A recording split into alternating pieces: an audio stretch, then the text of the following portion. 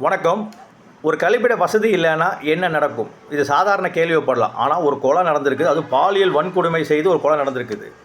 இப்போ பரபரப்பாக பேசப்படுற தூத்துக்குடி வேடநத்தம் அந்த பகுதியில் ஒரு +2 மாணவி பாலியல் பலாத்காரம் செய்து கொலை செய்யப்பட்டிருக்கிற இந்த கேஸை நம்ம இந்த கோணத்தில் தான் பார்க்க வேண்டியிருக்குது. ஏன்னா அந்த பெண் இறந்து கிடந்தது அந்த பெண்ணோட வீட்டிலிருந்து ஒரு 300 மீட்ரு தள்ளி இருக்கிற ஒரு புதருக்குள்ளே. ஏன் அந்த பெண் அங்கே போச்சு அப்படிங்கிறது கேள்வி எழும்போது, இயற்கை உபாதைகளுக்காக அந்த பெண் அந்த முட்புதருக்குள்ளே போயிருக்கிறாங்க. அங்கே தான் இந்த சம்பவம் நடந்திருக்குது. கொடூர சம்பவம் நடந்திருக்குது. ஏன் அவங்க அங்கே போகிறாங்க? வீட்டில் பாத்ரூம் இல்லையா அப்படின்னு நம்ம கேள்வி எழுப்புனா, உண்மையாகவே அவங்க வீட்டில் பாத்ரூம் இல்லை. எவ்வளோ கொடுமையான விஷயம். அந்த ஏரியாவில் ஒரு 500 வீடுகள் இருக்குது. 200 வீட்டுக்கு தான் பாத்ரூம் இருக்குது. மீதி 300 வீட்டுக்கு கழிப்பிட வசதிகள் கிடையாது. இந்த மாதிரி பெண்களும் ஆண்களும் இந்த முட்புதருக்குள்ளே தான் போயிட்டுருக்கிறாங்க.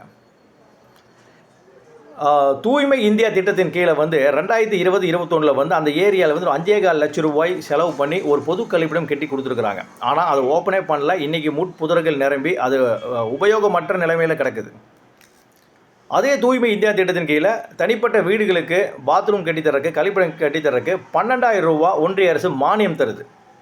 அப்போ அந்த பெண்ணோட அந்த மாணவியோட தகப்பன்றதை கேட்குறாங்க, ஏங்க இந்த 12,000 ரூபாய்க்கு நீங்கள் பாத்ரூம் கட்டியிருக்கலாம்ல வீட்டில்னு. எனக்கு அப்படி ஒரு திட்டம் இருக்குது தெரியாது, அதை பற்றி எனக்கு தெரியாது.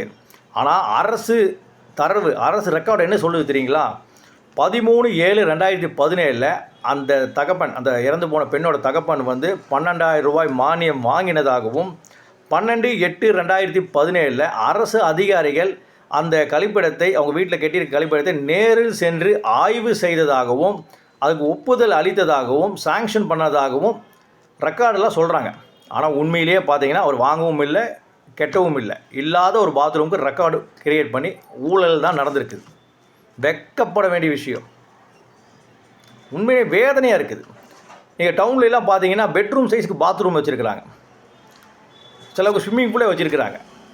ஒரு அடிப்படை மக்களுக்கு அடிப்படை வசதி செய்து தராத அரசு, அது எந்த அரசாக இருந்தாலும் சரி, மாநில அரசாக இருந்தாலும் சரி, இல்லை ஒன்றிய அரசாக இருந்தாலும் சரி, வெட்கி தலை குனிய வேண்டும். இதெல்லாம் பார்க்கும்போது மனசுக்குள்ள ஒரு சின்ன ஒரு விஷயந்தான் ஓடுது.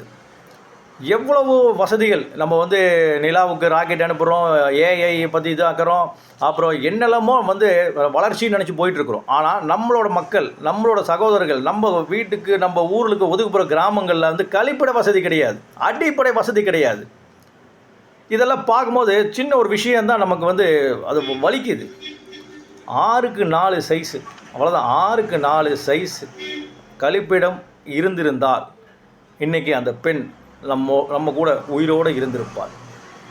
யோசிச்சு பாருங்கள், எவ்வளோ ஒரு வேதனையான விஷயம்.